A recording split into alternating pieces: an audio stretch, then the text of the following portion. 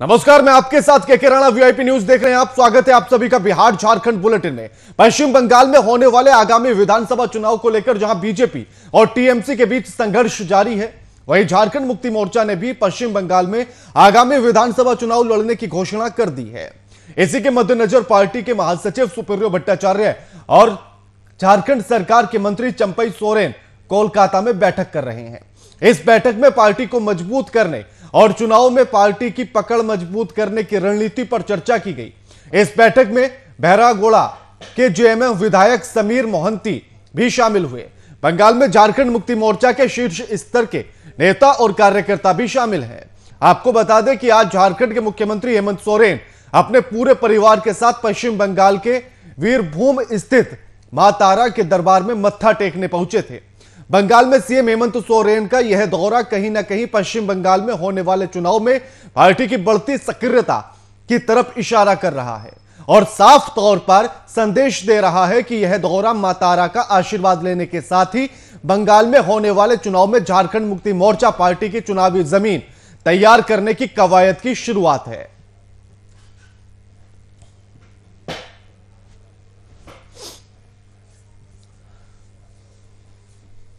इस खबर पर हमारे साथ हमारे बिहार झारखंड के संपादक कुंदन कृतज्ञ जी लाइव जुड़ गए हैं। कुंदन जी, अब जेएमएम भी अपनी जमीन तलाशने के लिए पश्चिम बंगाल का रुख करने लगा है, कितनी जमीन तलाश पाएगा?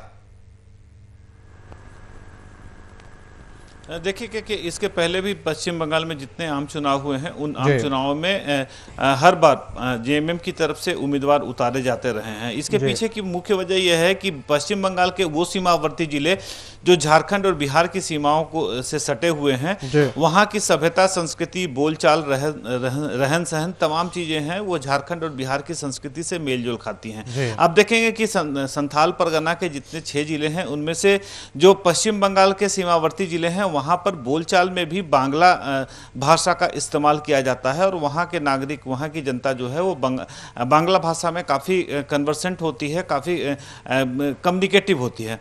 तो ऐसे में जेएमएम की कोशिश होगी कि चूंकि महागठबंधन की सरकार है झारखंड में और पश्चिम बंगाल में चुनाव अपेक्षित हैं अगले साल 2021 के मार्च महीने में, तो इन परिस्थितियों में हेमंत सोरेन या जेएमएम की यह कोशिश है कि पश्चिम बंगाल में चुनाव लड़कर अगर वहां पर पार्टी कुछ सीटों पर जीत हासिल कर लेती है तो इससे पार्टी और संगठन के विस्तार का रास्ता बहुत आसान हो जाएगा। और इसको लेकर ही कल ही पार्टी के राष्ट्रीय महासचिव हैं सुप्रियो भट्टाचार्य, जो कि काफ़ी मुखर रहते हैं, मीडिया से अक्सर उनकी बातचीत जारी रहती है।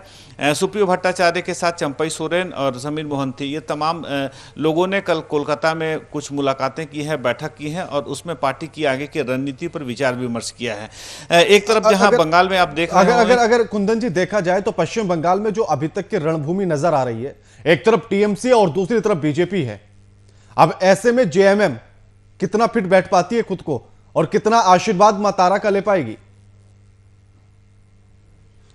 देखिए, तारापीठ एक ऐसी जगह है के जहाँ पर कि झारखंड से बहुत सारे श्रद्धालु वहाँ पर जाते हैं, दर्शन करते हैं और काफ़ी जागृत स्थान और जागृत मंदिर माना जाता रहा है। और वहाँ कल हेमंत सोरेन अपने परिवार के साथ पहुँचे थे, माँ तारा का आशीर्वाद लिया था और इस दर्शन से बहुत सारी चीज़ों की आप को क्लब कर सकते हैं। सबसे पहले तो यह है कि कल जहाँ एक तरफ हेमंत सोरेन दर्शन कर रहे थे, वहीं दूसरी तरफ कोलकाता में सुप्रियो भट्टाचार्य, चंपई सोरेन और समीर मोहंती की मुलाकातें जेएमएम के कार्यकर्ताओं से या बाकी दूसरे राजनीतिक कार्यकर्ताओं से मुलाकातें हो रही थी।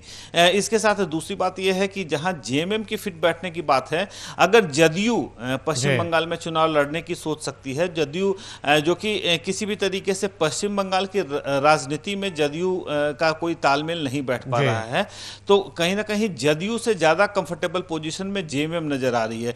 क्योंकि आप देखेंगे जेएमएम का एक संथाल में गढ़ रहा है और संथाल के जितने सीमावर्ती जिले हैं, इलाके हैं, पुरुलिया की बात कर लें, कूच बिहार की बात कर लें, बांकुड़ा है, इसके अलावा जो आसनसोल दुर्गापुर का इलाका है, इन तमाम इलाकों में जो झारखंड की सभ्यता संस्कृति है वो स्पष्ट रूप से दिखती है। और ऐसे में अगर जेएमएम इन इलाकों के विधानसभा क्षेत्रों पर अपनी निगाह जमाए बैठा है तो कह सकते हैं कि जेएमएम एक दूरदर्शी सोच की तरफ बढ़ रहा है और अगर इन जगहों पर चुनाव में जीत हासिल भी ना हो तो कम से कम संगठन का विस्तार और पार्टी का विस्तार अगर इन जगहों पे हो पाता है तो सीएम सोरेन के लिए इससे अच्छी खबर कुछ नहीं हो सकती है। के जी बिल्कुल।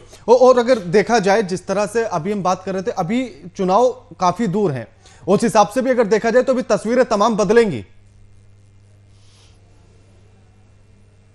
बिल्कुल, तस्वीर तो बदलनी है क्योंकि अभी आप देख लें कि अमित शाह पश्चिम बंगाल के दौरे पर थे। अमित शाह के दौरे के पहले वहां पर जेपी नड्डा का दौरा हुआ था और अब पश्चिम बंगाल में देखेंगे राजनीतिक गतिविधियां जो है बहुत तेजी से घटित होंगी।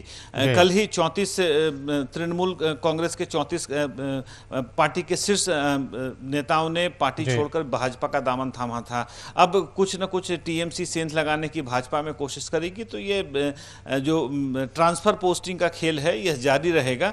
और कह सकते हैं कि पश्चिम बंगाल का इतिहास गवाह रहा है कि यहाँ पर जो भी चुनाव हुए हैं, वो चाहे पंचायत स्तर के चुनाव हो, लोकसभा के चुनाव हो, विधानसभा के चुनाव हो, यहाँ पर खूनी संघर्ष दिखता रहा है।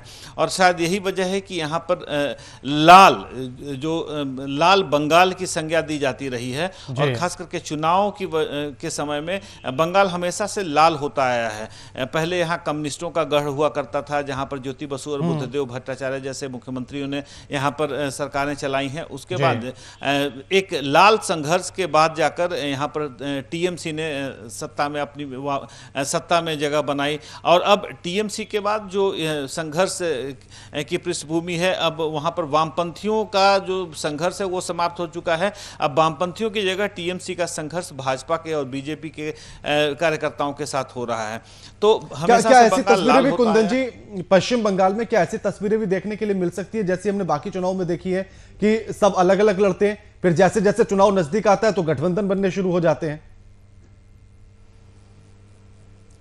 देखिए, पश्चिम बंगाल में गठबंधन का बहुत कभी भी महत्व नहीं रहा है। आप देखेंगे तृणमूल कांग्रेस हमेशा से वहां पर अकेले लड़ी है।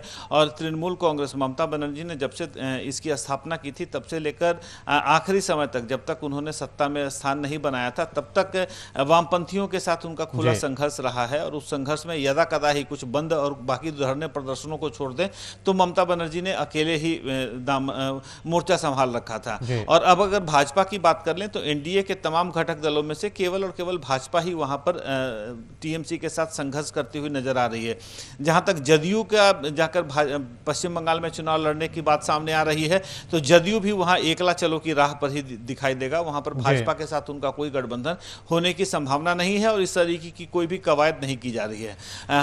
जहां अगर एक बीजेपी की बात कर लें तो बीजेपी जरूर पश्चिम बंगाल में इस बार सत्ता में स्थान बनाने के लिए संघर्ष करती हुई दिखाई दे रही है और इसके लिए तमाम तरह की रणनीतियों को अपनाया जा रहा है और उसके लिए तमाम कार्यक्रम किए जा रहे हैं।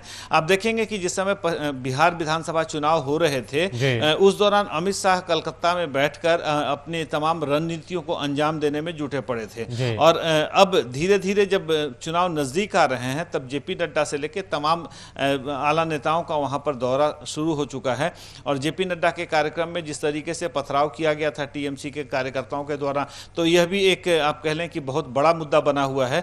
और इस मुद्दे के इस मुद्दे को विधानसभा चुनाव के समाप्त होने तक विराम मिलने की कहीं उम्मीद नहीं दिख रही है। लेकिन इस बीच जेएमएम ने जो एक अपनी पश्चिम बंगाल में विस्तार की रणनीति अपनाई है, तो इससे अगर जेएमएम का कोई भी प्रत्याशी जीतकर भी नहीं पहुंचता है लेकिन संगठन को विस्तार अवश्य मिलेगा। के जी बिल्कुल, शुक्रिया कुंदन जी आपका हमारे साथ ये तमाम बातचीत करने के लिए।